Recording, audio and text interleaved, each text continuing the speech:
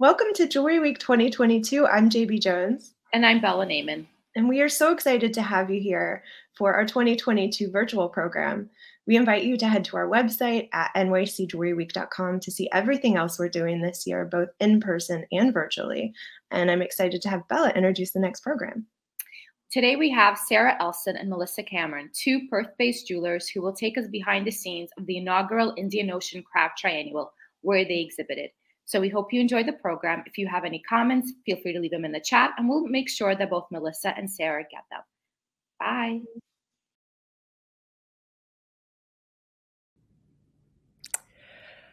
Hello, everyone, and thank you, New York Jewelry Week, for this platform. It's wonderful to be able to speak with a unique cross-continental audience today. I would like to make a triple acknowledgement. First up, I'm currently sitting on the lands of the Coast Salish, specifically the Duwamish people here in Seattle. Second, mine and Sarah's works were made on Wajak Noongar Budja in and around Perth, Australia. And third, as I get further into my presentation today, I will be referring to a site belonging to the Putu Kunti Korama and Pinakura peoples of Northwest WA, as in Western Australia, not Washington State. So when I say WA from now on, think Australia. I extend my respect and gratitude to these people and these lands and their elders, past and present. Thanks.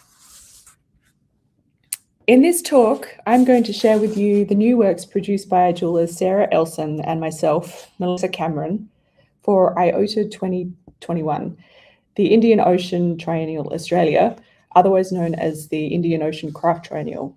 It gets confusing, but if the word triennial's in there, you know what I'm talking about. Sarah and I were the two jewelers selected by the Triennial Committee to share our works in the Keystone exhibits way back in early 2020, when all of us had no idea the impact that the still unfolding pandemic would have on our lives and the exhibitions.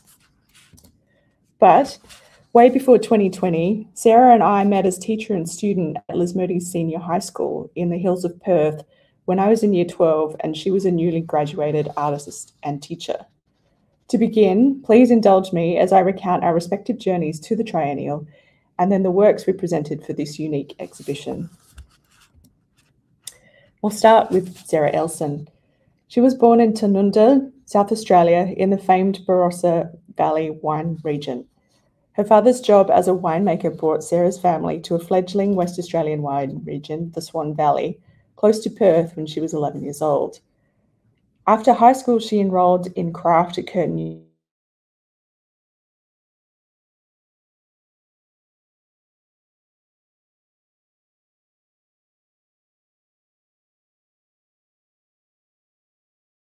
Disciplinary approach was fostered, giving students the opportunity to try out many fields, including ceramics, printmaking, painting, and jewellery making. Although Sarah had grown up in Glen Forest near local jeweller David Harper, who worked from the back of his house, before this time, jewellery wasn't a discipline she'd ever thought of pursuing.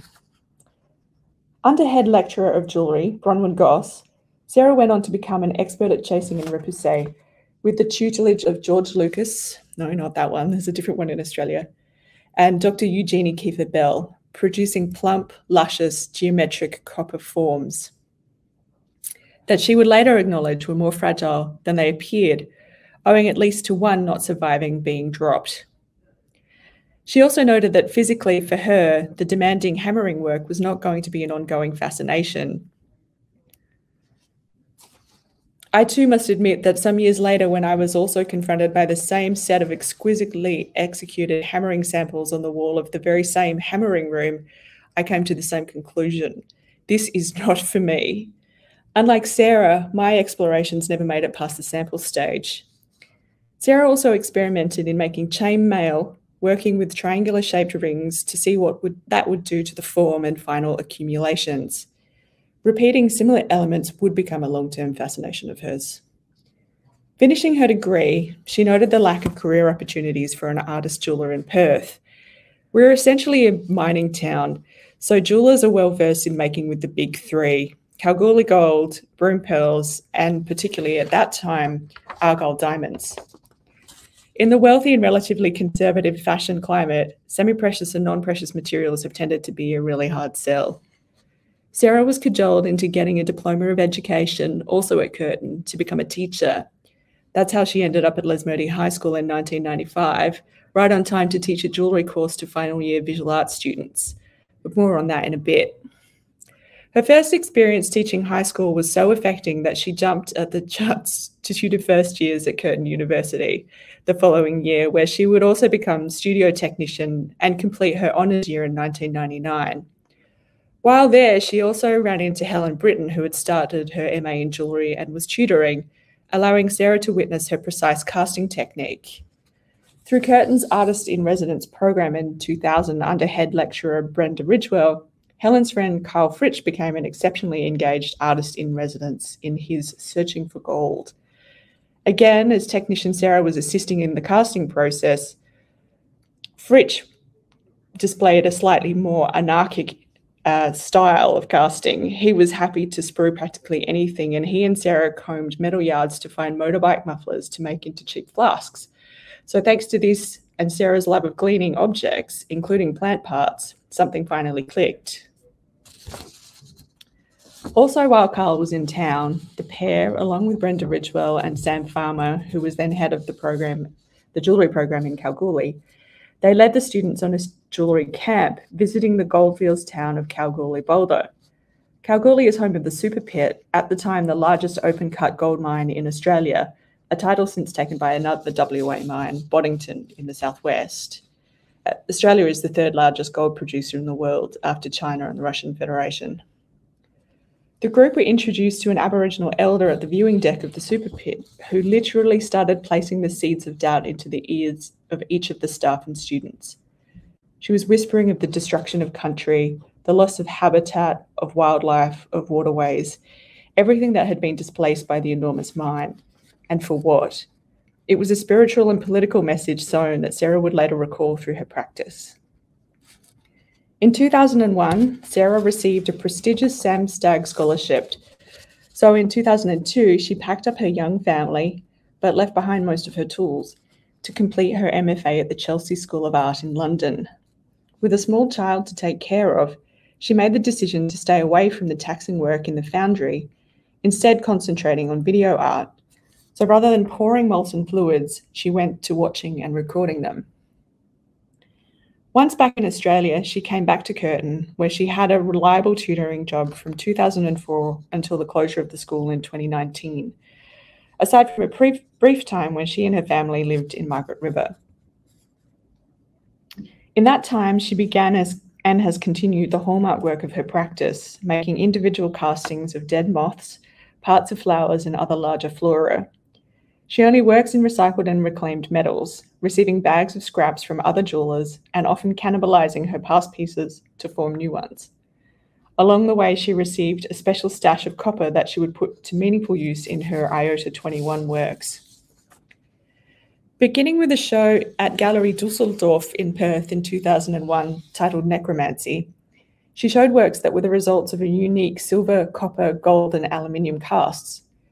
By forging out each of the sprues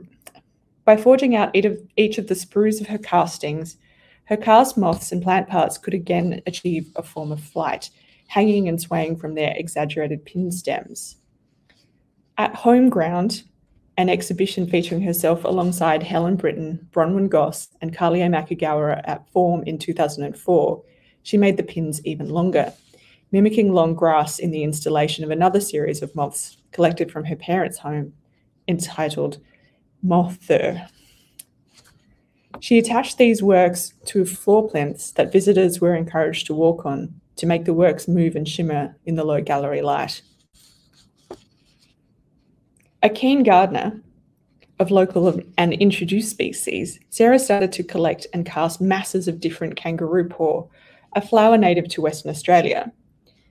This resulted in her second solo show at Gallery Dusseldorf in 2007.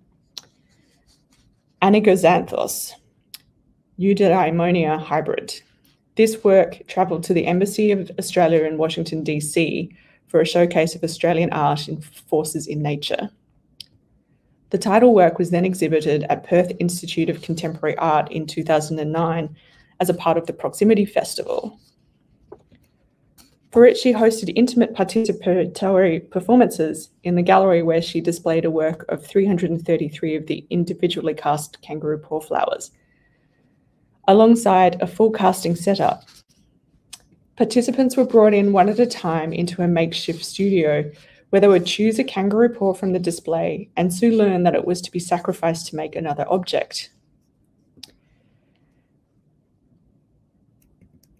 At the end of the casting process, they would find out that it had just made another kangaroo paw. They were invited to take home their newly produced version.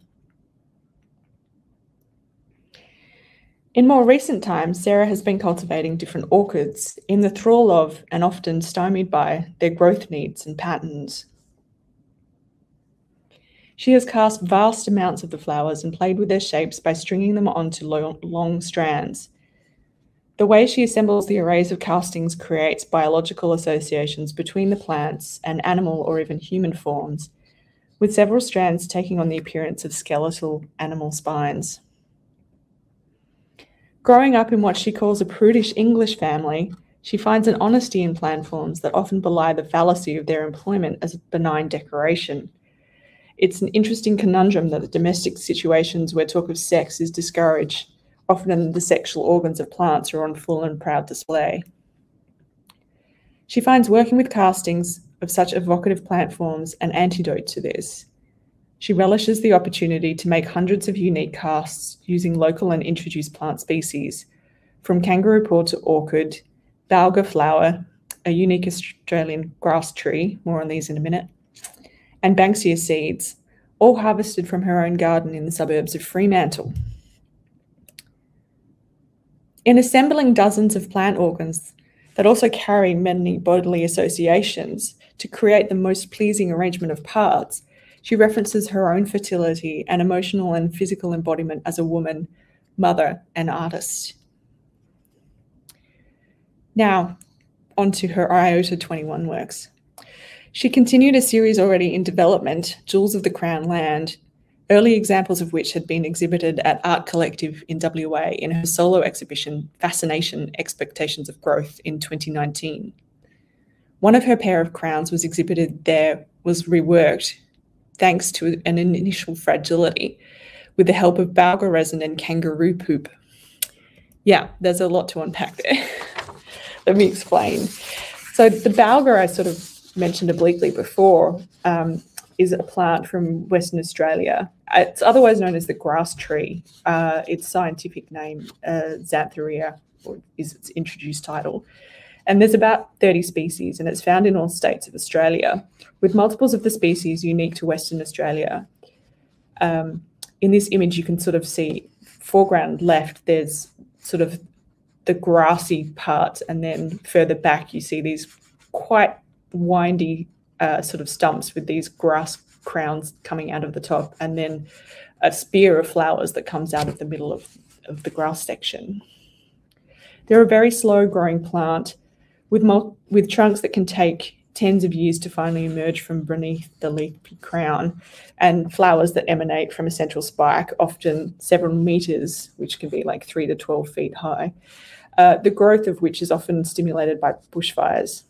The top of the tree section, with the rigid leaves that resemble grass but are stiff and sharp, is called the crown, while the stem that develops below it is insulated by broken off leaves. It emits a resin which is of high importance to First Nations peoples as an adhesive.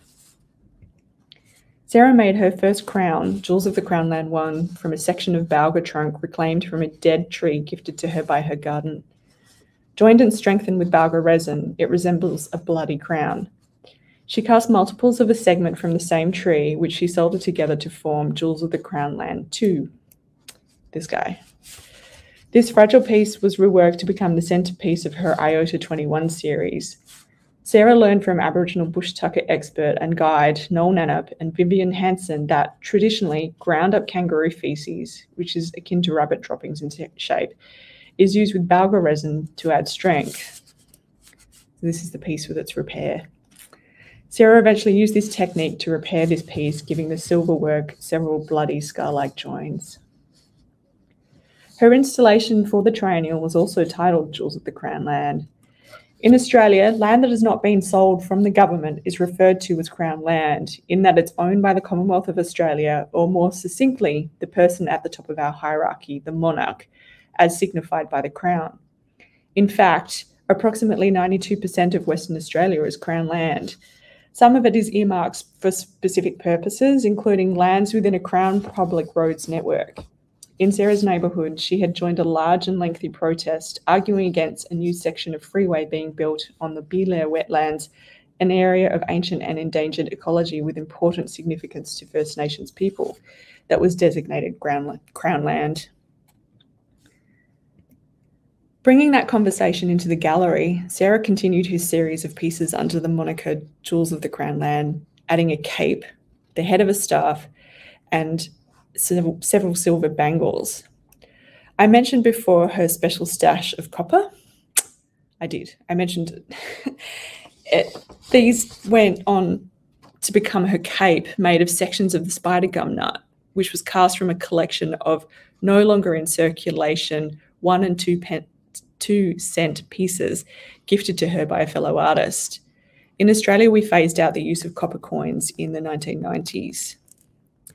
And just quietly, there's also a law that prevents the defacing of currency in Australia. So, shh. Her cape of nuts was literally cast from coins of the realm. This work hung in the centre of her installation over a balga spear, which is the flower staff, to give some idea of the body by implying the shoulders that would wear this jewel. Her installation in a small room at Fremantle Arts Centre was tight to give the intimacy needed to view jewellery, and was against dark walls to heighten the feeling of enclosure. She played with hanging mechanisms and heights of displays to lend the series a historical perspective, called for when one is presenting an alternate series of crown jewels. Her bangle here is made of interleave recycled silver castings of the kangaroo paw, while the real dried staff of the balga was used as a prop for her cape. Castings of multiple balga flower heads became the ceremonial staff head, albeit one missing the rod that would go beneath. Still more flowers and nuts became cuffs and bracelets.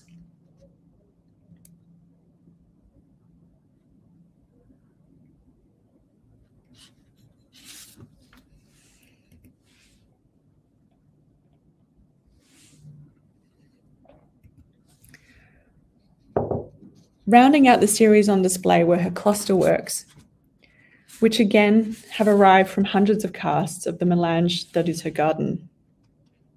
These castings present the original flora of the place we now call Australia in gum leaves, banksia seed pods, salt bush leaves, and they're interwoven with the many introduced species, also calling that spot home, crown of thorns, flowers, and several species of orchids whose parts have been cast. Sarah's orchid husbandry is next level. She has harvested flowers at different times in their growth cycles to capture the different sizes and segments. She casts different metals for different genre and assembles her works via a geometric support grid at the back, through a process of trial and error that sees her attaching and snipping parts over and over.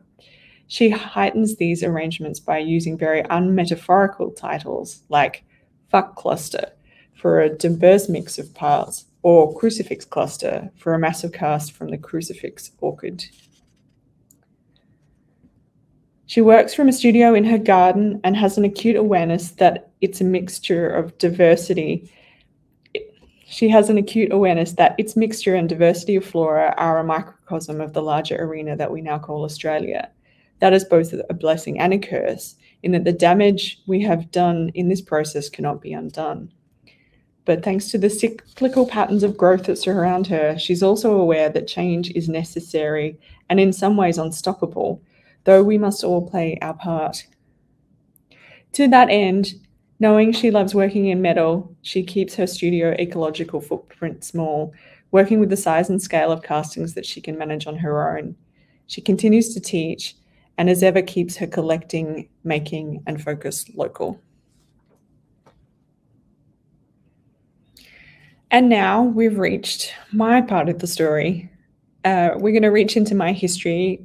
Some of you might remember that I lived in and worked in the US for close to 7 years, from early 2012 to late 2018. I am originally from the suburbs of Boolaroo, or Perth in Western Australia, and I began my training in jewellery and metalsmithing in what we call high school. At my public school, we had jewellery classes in years 8, 9 and 10 as a part of industrial arts. Learning jewellery was rare. In fact, it wasn't actually offered to my siblings who attended the same school later on. So from early on, I thought that would be my career. Then in year 12 art, we rotated practices, and so between ceramics and painting, I got to study jewellery once more thanks to our new art teacher, Ms. Elson. Sarah brought in recycled copper salvaged from telephone wiring, which I used to make a neckpiece and ring, and she also taught us cuttlefish casting in pewter.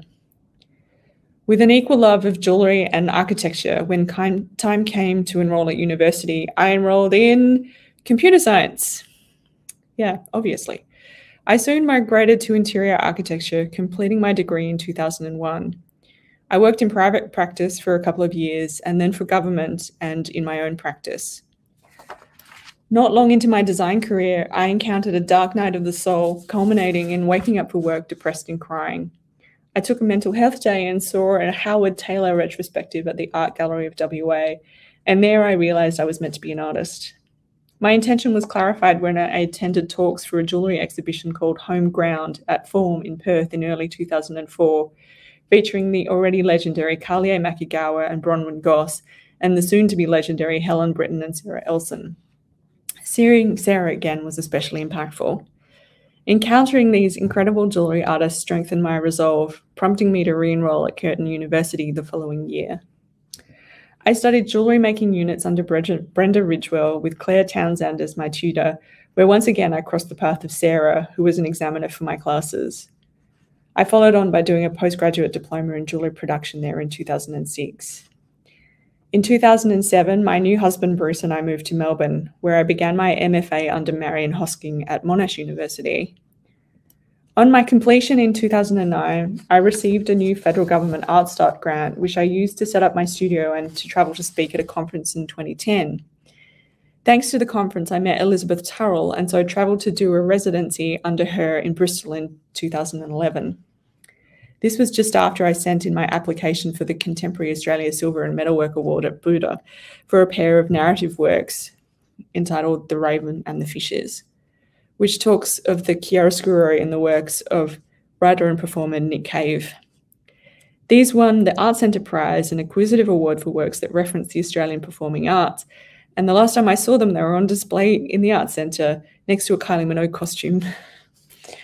Later in 2011, Bruce was offered a role at Amazon, so in 2012, we moved to Seattle, and my work, which as you saw was developing narrative tendencies, soon took a sharp turn towards the political, which has been central to my practice since. And I need to warn you here that the next chapter of my works contains references to violence. The piece on the right, Canon, kicked off my escalation series in 2013, influenced by my research into military technologies. The escalation series is an imagined family tree of weapons. Each branch takes on a single combat style to depict its timeline. For example, how the tank superseded the cannon in firepower and mobility, or how the gun has become the most common personal defense weapon over the once ubiquitous sword. In this way, the escalation series shows the development of weaponry over the span of millennia, prompting questions of how humanity still has strange relations with itself. I use domestic objects to recognise that weapons evolve alongside the human body, much in the way that plates, cooking vessels, and utensils similarly morph through time with constant use. This pair was featured in my 2016 exhibition Body Politic at Built Gallery in Canberra, from where it was purchased by the National Gallery of Australia. Those first two works of the escalation series were made in the lead up to this piece, Gun, from 2013 to 2014. The three parts in this each have their own title. Number 1 is 154 at 30 RPM, scale 1 to 4. This is a breastplate pendant depicting 30 NATO shells and 77 bullet holes through its surface and a void shaped like a Bushmaster rifle. The second work is 60 metres, a 15-metre neckpiece with 77 circles of metal, the diameter of the projectile in a 5.56 by 45 NATO round, the fallouts from the bullet holes in the pendant work, and is also made at a scale of 1:4. And finally, the work AR-15, a bandolier that holds a 1:4 scale representation of an AR-15 rifle.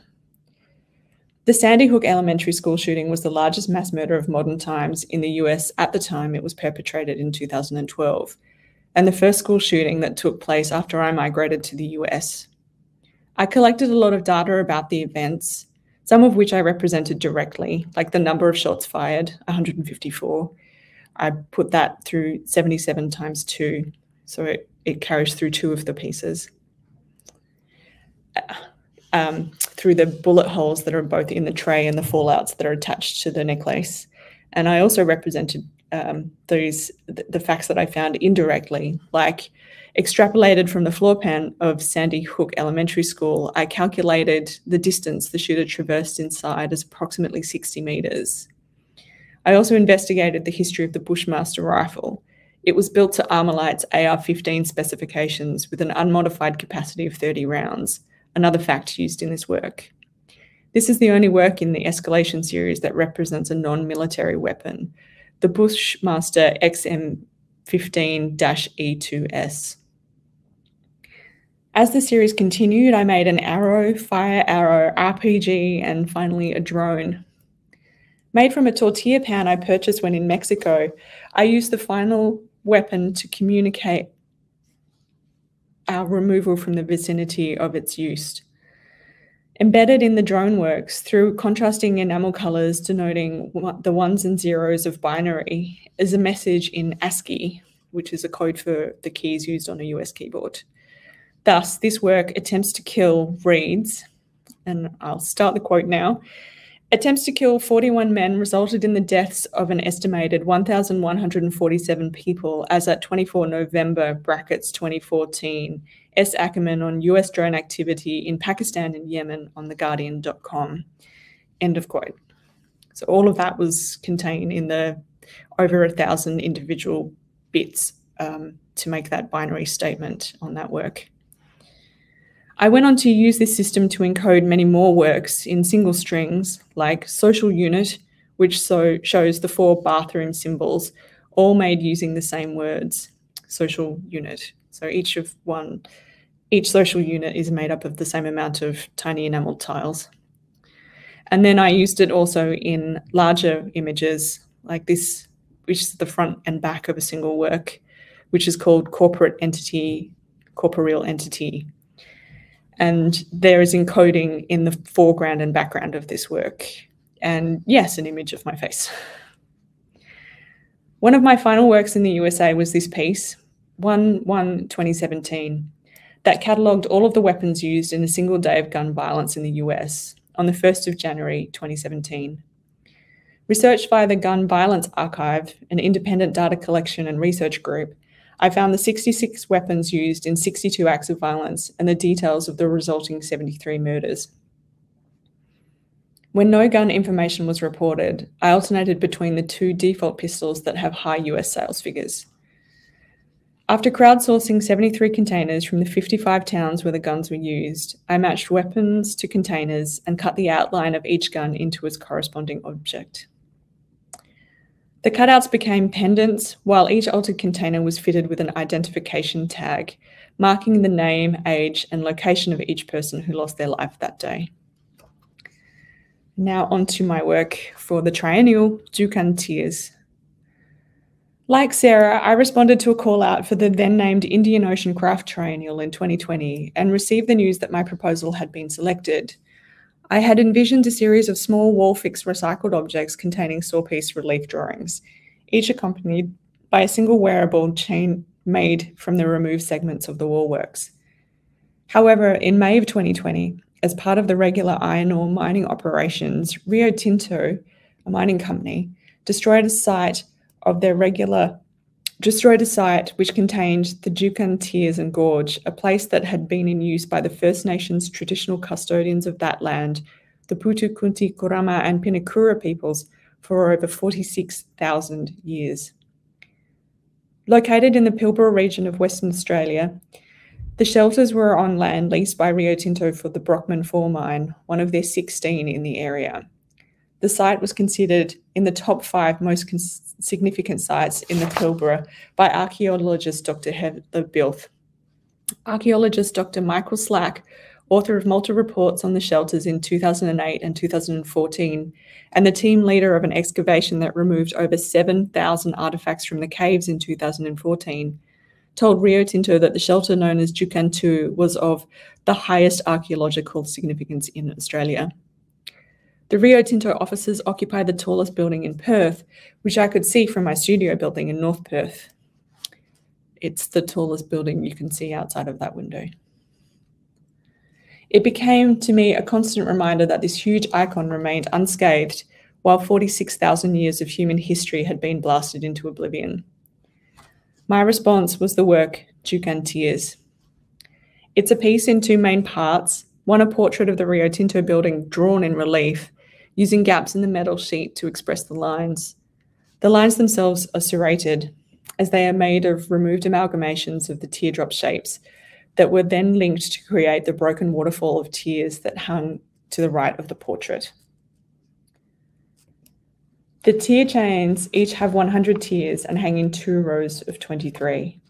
That makes 4,600 teardrops, equaling 1 tear for every 10 years of time lost when the Jukan shelters were destroyed. The piece is made from recycled corrugated galvanized steel sheets that I removed from the shed in my own backyard. There are over 7,000 chromed steel chain links used to stitch together the parts.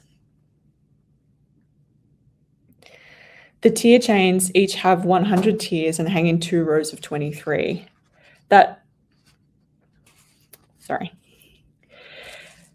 When added up, the broken waterfall contains approximately 80 metres of teardrop chain. The background of the drawing section is cut into 382 rectangular columns of 4 different lengths. Kira Jenkins, reporting for NITV News on the SBS website, said that there were 382 holes already drilled into the Jukan shelters before the Putukunti Kurama and Pinikura traditional owners were made aware of the planned blast on May 15, 2020. The blast would take place about 10 days later. Many protests were made in that time, but Rio Tinto decided removing the shot already placed in these holes was too dangerous, so the site was detonated. Using 4 different column lengths, I stenographically hid Using 4 different column lengths, I stenographically hid a Morse code message into the piece. Rather than my customary binary encoding, I felt an antiquated communication system better echoed a government who could allow destruction of a site worthy of World Heritage protection.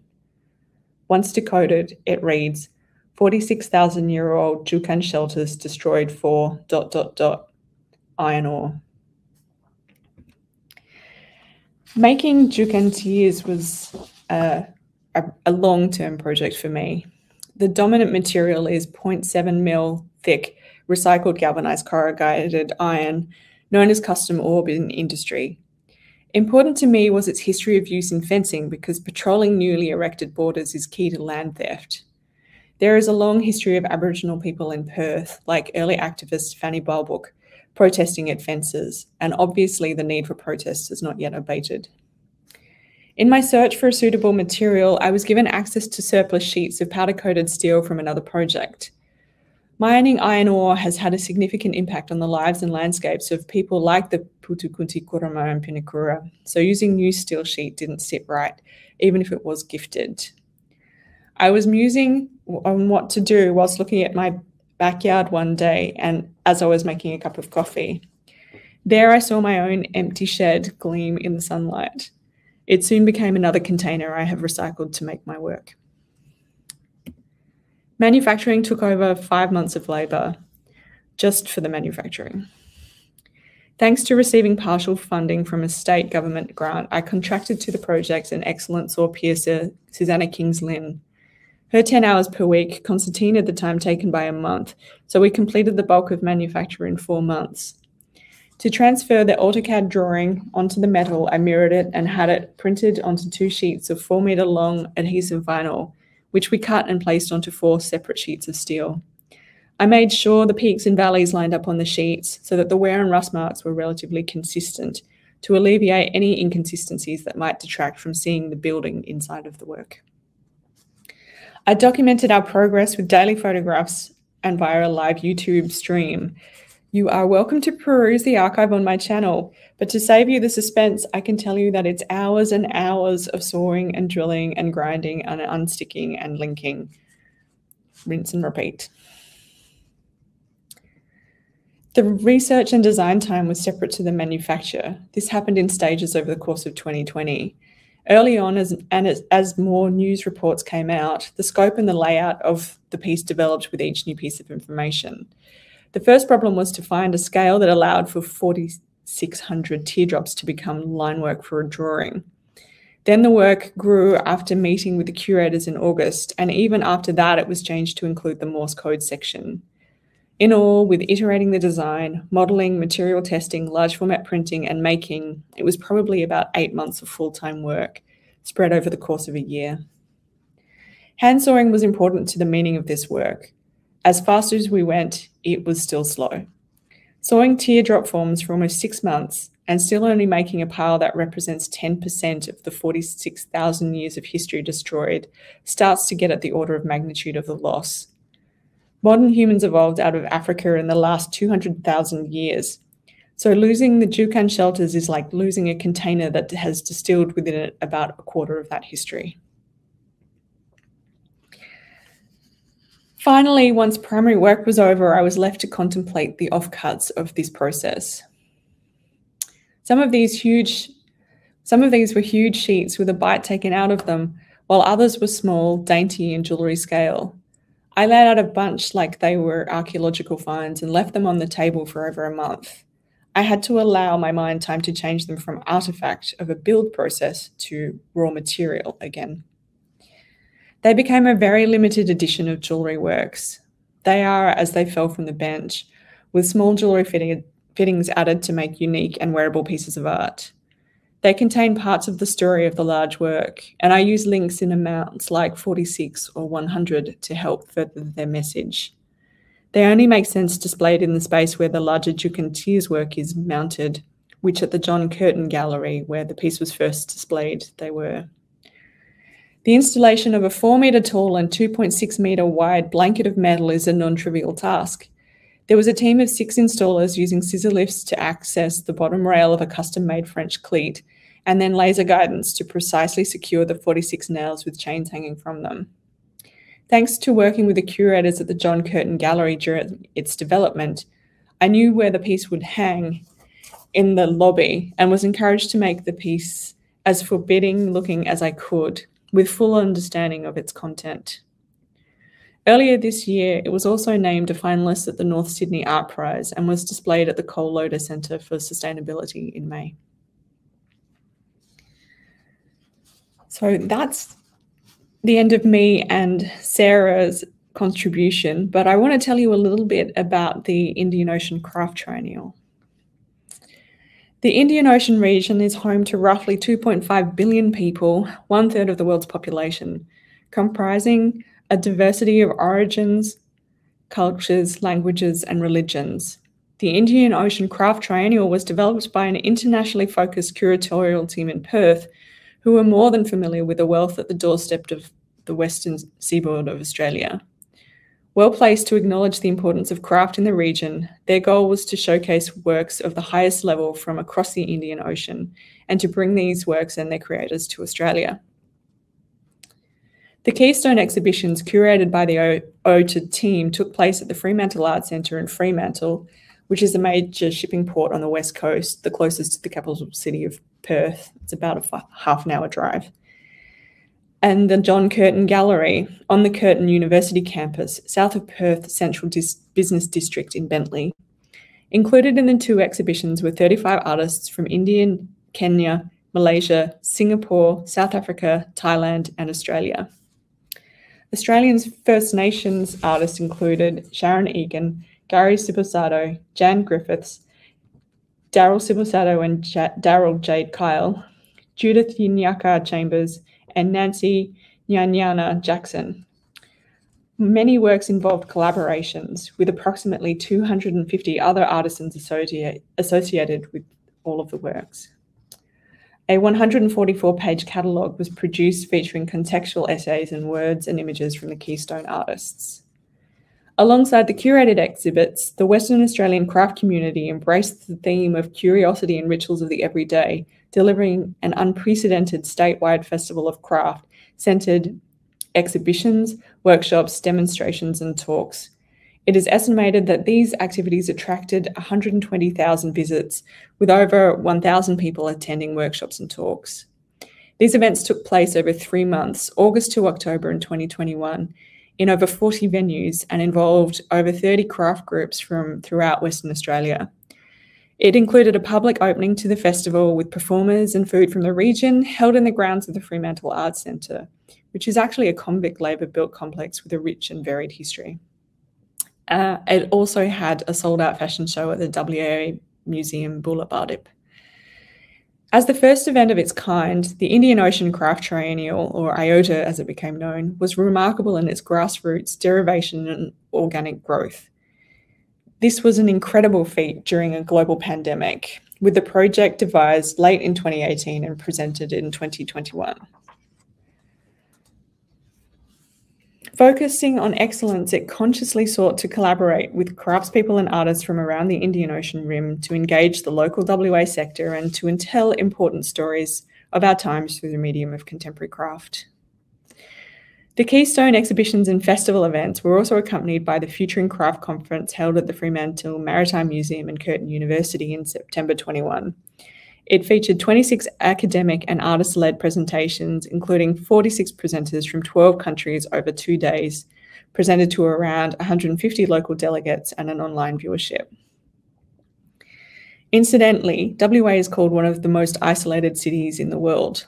Well, not WA, Perth in WA is considered one of the most isolated cities, which is something I've personally railed against and even written about before, questioning its veracity. However, during the height of the coronavirus pandemic in 2020 and 2021, our remoteness went from liability to advantage for the health of those within the borders. The government slowed and filtered all incoming traffic to prevent incoming cases. For most of this time, we lived in maskless freedom within tight border restrictions. And while there were other prevention measures and several short lockdowns when cases did get in, we had fewer than 10 deaths of coronavirus in our state, of about 2.5 million people up until February of 2022. In March of 2022, with about 97% of the Australian population twice inoculated against the virus, we opened our borders. Thus, participation and viewership in the IOTA Festival relied solely on West Australian residents. The conference had presentations and panels from international and interstate participants only via Zoom. Despite, and in some ways because of this difficulty, the first Indian Ocean Craft Triennial in 2021 was a resounding success.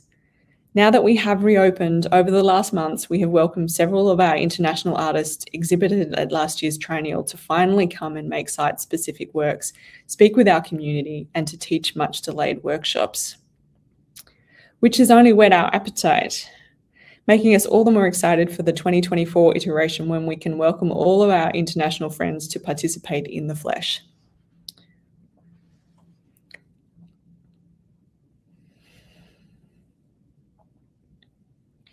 Underpinning the whole Craft Triennial's philosophy is an acknowledgement by the IOTA team that the region has a deep history of traditional culture and knowledge, skills and experiences that could be better appreciated in Australia and connected across the region.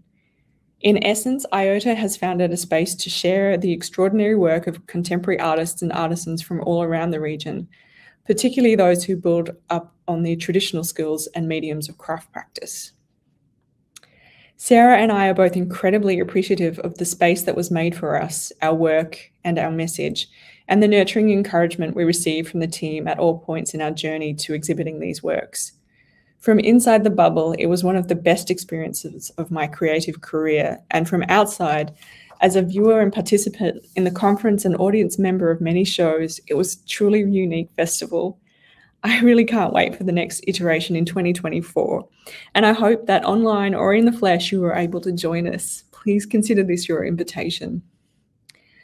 And I would like to thank you all for your time today. And for more information, I encourage you to follow the links on the screen that you see now. I'll catch you on the flip side.